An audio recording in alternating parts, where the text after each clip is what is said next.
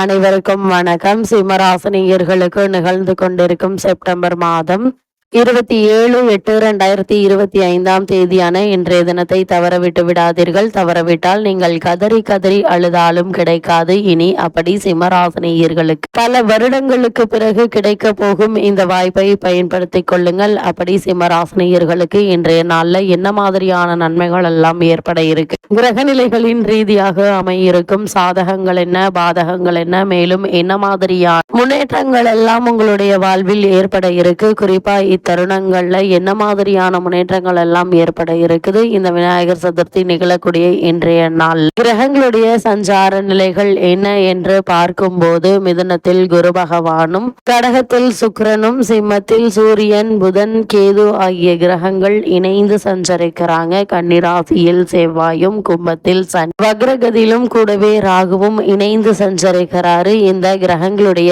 சஞ்சார நிலைகளின் காரணமாக மேலும் என்ன மாதிரியான முன்னேற்றங்கள் எல்லாம் உங்களுடைய வாழ்வில் ஏற்பட இருக்கு என்று பார்க்கும்போது இன்றைய நாளை பொறுத்த வரைக்கும் சிம்மராசினியர்கள் மட்டுமில்லாமல் உலக மக்கள் அனைவருக்குமே இன்றைய நாள் விநாயகர் சதுர்த்தி தினமாக மிக விமர்சையாக கொண்டாடப்படுதுங்க. அப்படிப்பட்ட இன்றைய நாள நீங்கள் என்ன செய்யலாம், என்ன செய்யக்கூடாது என்பது குறித்தான் முழுமையான பதிவை தான் பார்க்க போகிறோம். அந்த வகையில விநாயகர் சதுர்த்தி விழா தமிழகம், கர்நாடகா, ஆந்திரா, தெலுங்கானா, மகாராஷ்டிரா உள்ளிட்ட மாநிலங்களில் வெகு விமர்சையாக கொண்டாடப்படுவது வழக்கங்க. பல இடங்கள்ல பந்தல் அமைத்து விநாயகர் பலவிதமான சிலைகளை நிறுவி பூஜை செய்து வழிபடுவாங்க. பிறகு 10 நாட்கள் உற்சவம் முடிந்ததும் அந்த விநாயகர் சிலையை ஊர்வலமாக கொண்டு சென்று கடலில் அல்லது நீர்நிலைகளில் கரைப்பார்கள். இதனால் நம்முடைய வினைகள், துன்பங்கள் அனைத்தும் கறந்தோடிவிடும் என்பது ஐதீகம். அந்த வகையில் விநாயகர் சிலையை பொறுத்தவரைக்கும் 3/4 அடி துவங்கி பல அடி உயரம் வரையில் விநாயகர் சிலைகளை நிறுவி பக்தர்கள் பூஜை செய்வார்கள். விநாயகர் மீதான பக்தியை வெளிக்காட்டும் விதமாக சாதாரண மக்களும் தங்களின் வீடுகளை பல விதங்கள்ல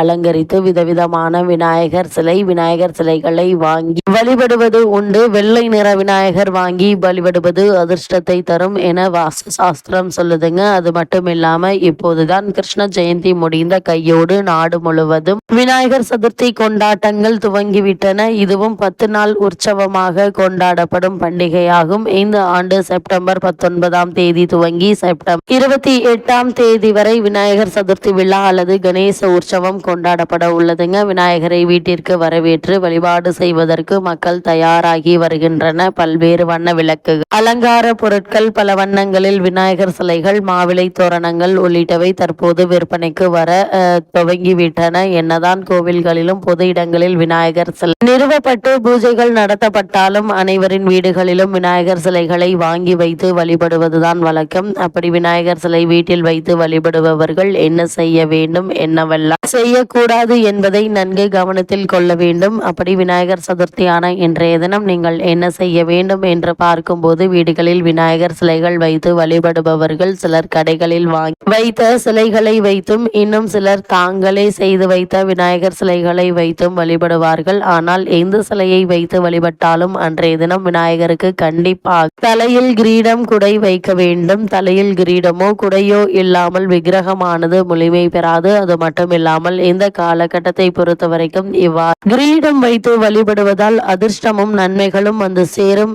கடையில் வாங்கிய விநாயகர் சிலையாக இருந்தாலும் சரி, வீட்டில் செய்த விநாயகர் சிலையாக இருந்தாலும் சரி, விநாயகர் அமர்ந்த நிலையில் இருக்கும் சிலையே பிரதிஷ்டை செய்து வழிபட வேண்டும். கண்டிப்பாக இவையெல்லாம் இருக்க வேண்டும் என்று பார்க்கும்போது விநாயகர் சிலையில் விநாயகருடன் அவரது வாகனமான மூஷிகமும் அவருக்கு மிக மிக விருப்பமான மோதகமும் கண்டிப்பாக இருக்க வேண்டும். இதனால் வீட்டில் நேர்மறை சக்திகள் நிறைந்திருக்கும் என கருதப்படுகிறது. விநாயகர் சிலைக்கு சிவப்பு நிற ஆடை அணிவித்து விநாயகரை வீட்டிற்கு வரவேற்க வேண்டும். விநாயகர் சிலையை வீட்டின் கிழக்கு, மேற்கு அல்லது வடகிழக்கு திசைகளில் மட்டுமே ஸ்தாபனம் செய்ய வேண்டும். விநாயகர் சிலையை வீட்டின் கிழக்கு, மேற்கு அல்லது வடகிழக்கு திசைகளில் மட்டுமே ஸ்தாபனம் செய்ய வேண்டும். அது மட்டுமில்லாமல் பலவிதமான பாடல்கள் பாடி மணியோசை எழுப்பி உற்சாகமாக திருவிழா கொண்டாட்டத்துடன் விநாயகரை நம்முடைய வீட்டிற்கு வரவேற்க வேண்டும். வீட்டில் விநாயகர் சிலையை ஸ்தாபனம் செய்த பிறகு 1.5, 5, 3, 7, 10, 11 என்ற எண்ணிக்கையிலான நாட்களின் அடிப்படையிலேயே நீர்நிலைகளுக்கு கொண்டு சென்று கரைக்க வேண்டும். விநாயகர் சதுர்த்தியான என்று என்னவெல்லாம் செய்யக்கூடாது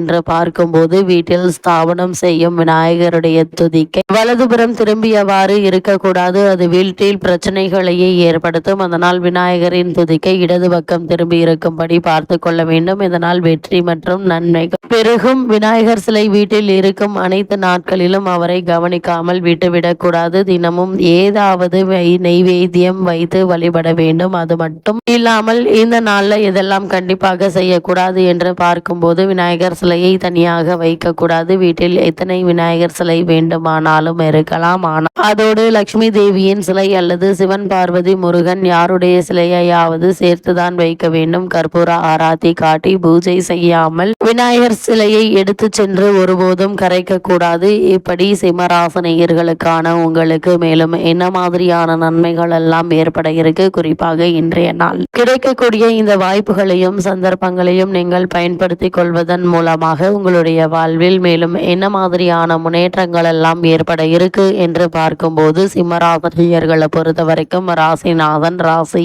ஆட்சி பெற்று சஞ்சரிக்கிறாருங்க. குரு உங்களுடைய ராசிக்கு லாபஸ்தானமான 11 அமர்ந்து 3ஆம் இடத்தையும் 5ஆம் இடத்தையும் 7ஆம் இடத்தையும் பார்வையிடுகிறார். சிம்மராசினியர்களை பொறுத்த வரைக்கும் குருவினுடைய பார்வையால் மிகச்சிறந்த நன்மைகள் ஏற்படக்கூடிய தருணமாக தான் இக்காலகட்டம் அமைஞ்சிருக்குதுங்க. அவர் 11ஆம் இடத்தில் ஸ்தான பலமும் பெற்றிருப்பதால் நீங்கள் நினைத்த காரியங்கள் அனைத்துமே நல்ல ஒரு முன்னேற்றத்தை ஏற்படுத்துங்க. ஆசைகள் பூர்த்தியாகும். நல்ல லாபம் தொழிலில் கிடைக்க இருக்கு. சனி ராகுவால் ஏற்படும் பிரச்சனைகள் கட்டுப்பட இருக்கு. கருத்து வேறுபாடு இருந்தாலும் சிக்கல்கள் வராதுங்க. சிம்மராசினியர்களை பொறுத்த வரைக்கும் உங்களுடைய ராசிக்கு விரயஸ்தானம் 12இல் சுக்கிரன் இருப்பதும் மகிழ்ச்சியையும் இன்பத்தையும் தரக்கூடிய ஒரு கிரக சஞ்சாரம் என்று தாங்க சொல்ல வேண்டும். அது மட்டும் இல்லாம நிம்மதியான எண்ணம், விருந்துகள் மூலம் மன மகிழ்ச்சி வரக்கூடிய ஒரு தருணமாக தான் இக்காலகட்டம் அமைஞ்சிருக்குது. முக்கியமான பிரமுகர்களை சந்திப்பீங்க. நல்ல கலந்துரையாடல் நிகழ இருக்கு. பொழுது இனிமையாக கழியும். அது மட்டும் இல்லாமல் இத்தருணங்களை பொறுத்த வரைக்கும் எதிர்பாராத பல முன்னேற்றங்கள் உங்களுடைய வாழ்வில் ஏற்பட இருக்குது. சிம்மராசினியர்களை பொறுத்த வரைக்கும் என்ன மாதிரியான விஷயங்களை நீங்கள் கவனிக்க வேண்டும் என்று பார்க்கும்போது, உங்களுடைய ராசிக்கு 2ஆம் இடத்தில் செவ்வாய் அமர்ந்திருக்கிறார். ராசியில் உஷ்ண கிரகமான சூரியன் இருக்கிறார். இந்த இரண்டையும் கருத்தில் கொள்ள வேண்டுங்க. இனிமையாக பேச வேண்டுமே தவிர கருத்து வேறுபாடு ஏற்படும் அமைப்பில் பேசி சிக்கலில் மாட்டிக்கொள்ள கூடாது. சகோதரர்களிடம் விட்டு கொடுத்து செல்ல வேண்டும். அவர்களால் தொல்லைகள் ஏற்படுங்க. இருந்தாலும் கூட அவர்களிடம் தேவையில்லாம வீண் விவாதங்களில் ஈடுபட வேண்டாம். நீங்களும்